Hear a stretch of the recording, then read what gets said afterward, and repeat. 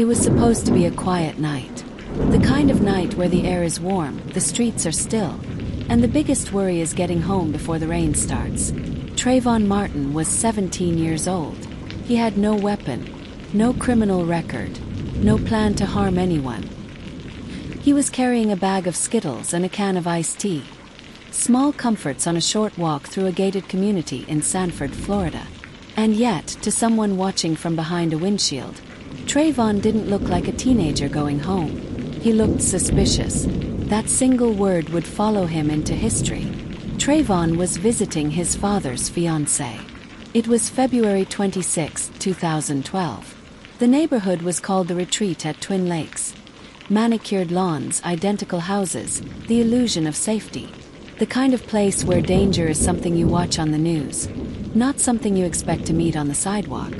Trayvon wore a hoodie because it was raining. He walked slowly, talking on the phone with a girl he trusted, laughing between sentences. He never knew someone was watching him. Inside an SUV, George Zimmerman, twice Trayvon's age, armed and acting as a neighborhood watch volunteer, called 911. "There's a guy walking around," he said. "This guy looks like he's up to no good." The dispatcher asked questions. Common ones, routine ones. Zimmerman described Trayvon's clothes, his movements, his existence. Then the dispatcher said words that would later echo in courtrooms, protests, and documentaries across the world. "We don't need you to do that." Zimmerman had left his car. Here's the cruel irony. Trayvon had noticed he was being followed. On the phone, his voice changed. "Why are you following me?" he asked the unseen man. To Trayvon, he was the one in danger. A teenager, alone, being trailed by a stranger with a gun. In that moment, power was not equal. One had a weapon, authority, and the confidence that comes from believing the system would back him. The other had a hoodie, candy, and fear. Minutes later, the line went dead. When police arrived, Trayvon Martin was lying face down in the grass. Shot once in the chest. Dead at 17. The man who followed him was still alive. Still armed. Still free. And here is where the story takes its darkest turn. Zimmerman was not arrested that night. Police accepted his claim of self-defense under Florida's Stand Your Ground law. Trayvon, who couldn't speak for himself, was framed as the aggressor. In death, he was put on trial. His hoodie became evidence. His height became a threat. His silence became guilt. For weeks, the case barely made national headlines. A boy was killed. And the world kept moving. But injustice has a way of making noise. Trayvon's parents refused to let their son become another forgotten name. They spoke when it hurt. They stood when they were told to sit down. Photos of Trayvon as a smiling child flooded the internet. Proof of the humanity so easily erased. Public pressure mounted. Protests erupted. Candlelight vigils filled streets from Florida to New York. Finally, 44 days after Trayvon was killed, George Zimmerman was charged with second-degree murder. The power had shifted. For the first time, the system was being forced to listen. The trial in 2013 became a national reckoning. Every detail was dissected. Every second of that night replayed. The defense painted Zimmerman as a protector. The prosecution showed a teenager hunted for doing nothing more than walking home. And hovering over everything was that haunting question. Who gets to be afraid? And who gets punished for it? When the verdict came, it split the country open. George Zimmerman was acquitted. Not guilty. For many, it felt like justice slipping through clenched fingers. Like the system had spoken, and said Trayvon Martin's life didn't carry enough weight. But here's the twist most people miss. This wasn't the end of Trayvon's story. It was the beginning of something far bigger. Because Trayvon Martin became a symbol. His name ignited conversations America had long avoided. His face became a rallying cry. His death helped give rise to a movement that would challenge police violence, racial profiling, and the unequal application of the law. Black Lives Matter did not start with Trayvon, but his case lit the fuse. The underdog didn't win in court, but he changed the courtroom forever. Zimmerman faded into infamy, his life unraveling under the weight of public scrutiny and repeated legal trouble. Trayvon, the boy once dismissed as suspicious, became unforgettable. That is dramatic irony at its sharpest. The one who thought he was protecting a neighborhood lost everything. The teenager who lost his life reshaped history. The lesson is brutal and necessary. Sometimes justice doesn't arrive wearing a judge's robe. Sometimes it comes as awareness, resistance, and refusal to forget. Trayvon Martin never got to grow up, but his story forced a nation to look at itself in the mirror and not look away. And yet, there are still unanswered questions, still disputed moments, still a system that allows fear to carry a gun and innocence to carry a coffin. We'll dive deeper into the evidence, the courtroom strategies, and the chilling what-ifs that continue to haunt this case. Because the night Trayvon Martin was followed didn't just end one life. It exposed a fault line, and that fault line is still cracking. By the time the trial began, America was already divided, not by evidence, not by facts, but by fear. Inside the courtroom, George Zimmerman sat quietly, clean-cut, composed. To the defense, he was a man who had no choice. To supporters, he was a symbol of standing his ground. Trayvon Martin was not there to defend himself. He never would be. Instead, his final moments were reconstructed by strangers, lawyers, experts, and jurors, while his parents sat just feet away, listening to their son's life reduced to hypotheticals. What might have happened, what Trayvon could have done, what fear felt like, to the man who survived. And here's where the power imbalance sharpened. Because when only one person survives a confrontation, their version becomes the foundation of truth. Zimmerman said Trayvon attacked him, that he feared for his life, that the shot was unavoidable. But the evidence told a more complicated story. There were no witnesses to the start of the encounter. No video, no body cameras, no recording of the moment things turned physical.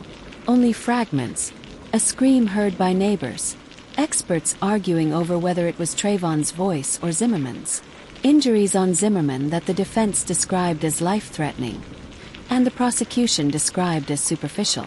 Phone records showing Trayvon was still talking when he realized he was being followed. And that 911 call, the dispatcher's voice, calm, procedural, asking Zimmerman not to pursue. "We don't need you to do that." But he did it anyway. That decision, quietly stepping out of the car, was the pivot point. The moment when suspicion turned into confrontation. The moment when a teenager walking home became a target. The defense leaned heavily on Florida's Stand Your Ground law. A law designed to protect people who have no option to retreat. But here's the haunting contradiction. Trayvon was the one retreating. He was trying to get home. He had changed direction. He had asked why he was being followed. Yet in court, he was framed as the aggressor. In death, Trayvon was cross-examined without a voice. His school records, his text messages, even a photo of him flipping off a camera, used to suggest character, danger, intent. The hoodie returned, again and again, as if clothing could explain a bullet. When the verdict was read, not guilty, there was no gasp, just silence, the kind of silence that follows something breaking. For Trayvon's parents, justice did not arrive that day. For millions watching, the message felt unmistakable. Few are followed, few are afraid. If you are unarmed, your survival is not guaranteed. Protests erupted once more. Streets filled. Voices rose. Names were chanted. Not just Trayvon's, but names of others who came before, and others who would come after. This was no longer one case. It was a pattern. But here is where the story takes another turn. One quieter, but just as powerful. Because while Zimmerman walked free, his life did not return to normal. He became a man trapped by the moment he created. Arrest after arrest. Allegations of violence. Financial ruin. Public isolation. The neighborhood watch volunteer who claimed fear became a permanent fixture of controversy. Trayvon Martin, the teenager once described as suspicious, became a symbol of lost innocence. and a catalyst for change. Schools taught his name. Activists carried his image. Parents had new conversations with their children. Conversations about how to survive an encounter that should never be dangerous. Justice did not come as a conviction. It came as exposure. Here is the deepest irony of all. Zimmerman said he was protecting a community, but Trayvon Martin ended up protecting millions by forcing the truth into the open. A truth about profiling, about fear masquerading as authority, about how quickly innocence can be rewritten once someone is no longer alive to defend it. The system may have failed Trayvon in court, but it could not erase him. And that is a different kind of justice. Still, questions remain. What if Zimmerman had stayed in the car? What if the dispatcher's instruction had been followed? What if suspicion hadn't been treated as justification? Those unanswered what-ifs linger like shadows, because Trayvon Martin was not the last. And the laws, the fears, the assumptions that led to his death, they are still here.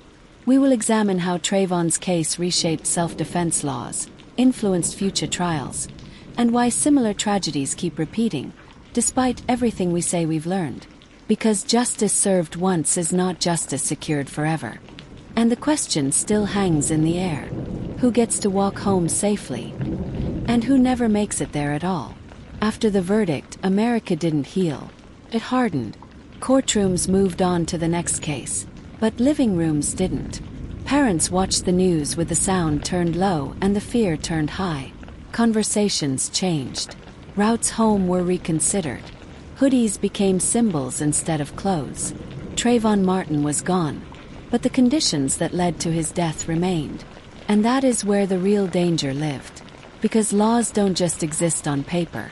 They live in the minds of the people who enforce them, and the people who feel protected by them. Florida's Stand Your Ground law survived the trial intact. No sweeping repeal. No urgent overhaul. Instead, it spread. Other states cited it. Other defendants leaned on it. Other families would sit in courtrooms and hear the same argument. I was afraid. Fear became a defense powerful enough to outweigh a life. Legal experts dissected the case for years. Some argued the prosecution overcharged. Others said the law itself was the problem. Many agreed on one uncomfortable truth. The system worked as designed. And that was the most chilling revelation of all. Because if the outcome felt unjust, then maybe injustice wasn't a flaw. Maybe it was a feature that Trayvon's legacy continued to grow in unexpected ways. 3 women, angered, grieving, and determined, used his name in a hashtag that would soon circle the globe. What began as a response to one verdict became a movement responding to many deaths.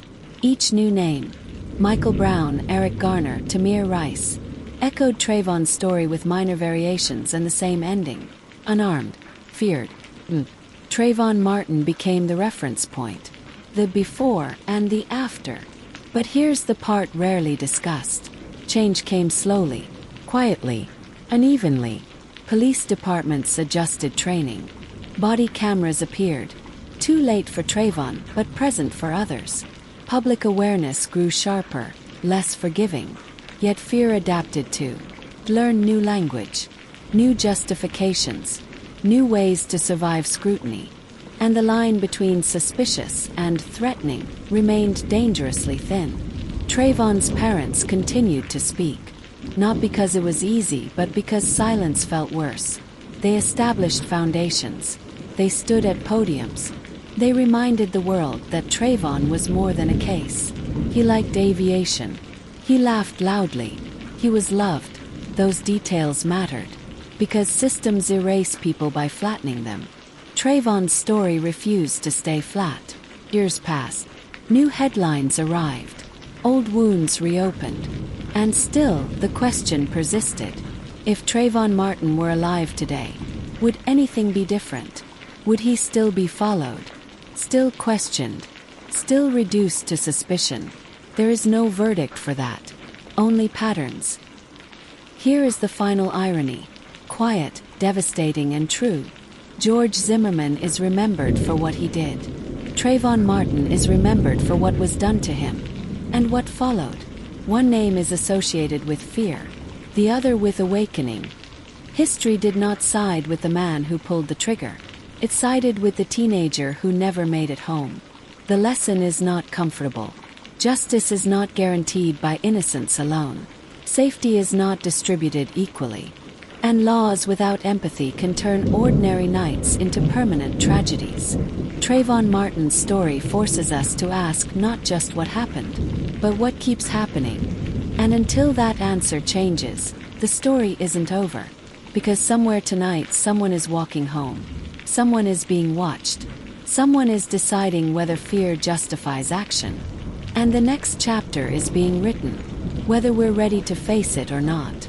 In the end, there was no dramatic confession, no last-minute evidence, no slam of a gavel that made everything right. There was only absence, a bedroom that stayed quiet, phone that never rang again, a future erased in the time it takes to pull a trigger. Trayvon Martin never made it home. And that truth sits heavier than any verdict. Years have passed since that February night, but the question still lingers. Uncomfortable, unresolved. How did a teenager walking through his own neighborhood become a threat worth killing? The answer is not simple. And that's what makes it dangerous. Because simple answers allow us to move on. Complex truths demand we stay. Trayvon's story did not end in a courtroom. It continued in the lives of parents who still set an extra plate at the table, if only in memory. In teenagers who learned too early that being cautious might not be enough. In communities that realized safety was not shared equally. And in viewers like you, who press play not just to be entertained but to understand. Because understanding is where accountability begins. George Zimmerman said he was afraid. That word, afraid, has echoed through countless cases since. Afraid enough to follow. Afraid enough to confront. Afraid enough to fire. But Trayvon was afraid too. Afraid because someone was watching him. Afraid because he didn't know why. Afraid because survival instincts don't belong to one side of the story. Only one of them was allowed to live with that fear. Only one of them was allowed to tell it. Here is the truth rarely spoken plainly. Trayvon Martin lost his life long before the trigger was pulled. The moment suspicion was allowed to outweigh innocence. The moment a hoodie became a warning sign. The moment assumptions replaced questions. The moment authority followed instead of observed. That night didn't just expose one man's decision. It exposed a system willing to justify it. And yet, Trayvon's story refuses to disappear. It resurfaces every time another name trends. Every time another parent cries into a microphone. Every time another case sounds uncomfortably familiar. That's not coincidence. That's a pattern. And patterns don't change unless people pay attention. This channel exists for that reason. Not to sensationalize tragedy. Not to exploit pain. But to document it, carefully, honestly, relentlessly. Because when stories are buried, injustice thrives. And when stories are told clearly, completely, without distortion, power shifts. Trayvon was underestimated in life. But in death, his story became impossible to ignore. That is where justice, however imperfect, began. If you're still listening, that matters. It means you didn't look away. It means you sat with the discomfort. It means you understand that true crime isn't just about what happened. It's about why it keeps happening. And that's why this channel doesn't stop at the headline. We go deeper. Into the systems. Into the silence. Into the uncomfortable truths that don't fit neatly into a verdict. Trayvon Martin was 17. He should have had decades ahead of him. Instead, he left behind a question we are still trying to answer. Who gets the benefit of the doubt? And who pays the price for it? Until that question is resolved, this story isn't over. Not for Trayvon. Not for the families who came after. And not for us, if stories like this matter to you. If you believe truth deserves time, depth, and respect, then this channel is for you. Subscribe. Not because it helps an algorithm, but because it helps keep these stories alive. Every subscription is a refusal to forget. Every view is a quiet act of resistance against silence. Every shared story is one more light pushed into the dark. We don't chase shock. We chase understanding. And there are many more stories that need it. Trayvon Martin never made it home, but his story reached millions. And as long as we keep listening, as long as we keep asking hard questions, as long as we refuse to look away, his walk did not end in vain. Fade to black. Subscribe. Stay aware. Stay human.